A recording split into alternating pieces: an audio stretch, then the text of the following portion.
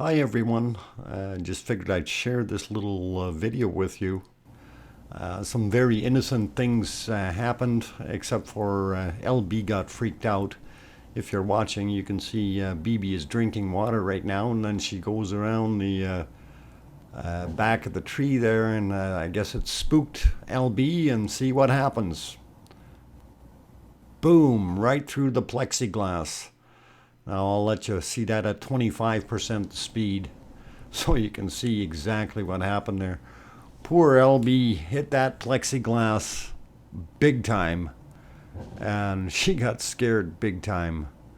Unfortunately, it wasn't BB's doing, but I mean, well, it's BB caused it, but unintentionally. Anyway, I went down and had a look. There's a 2-foot wide gaping hole in the dispenser. And then, of course, I checked on LB, and LB was in the front yard of the building here, just munching away on some grasses and stuff. I went and had a closer look. I don't see any damage on LB, so I'm hoping he's not too hurt. Anyway, I just figured I'd share that with you guys. Take care for now.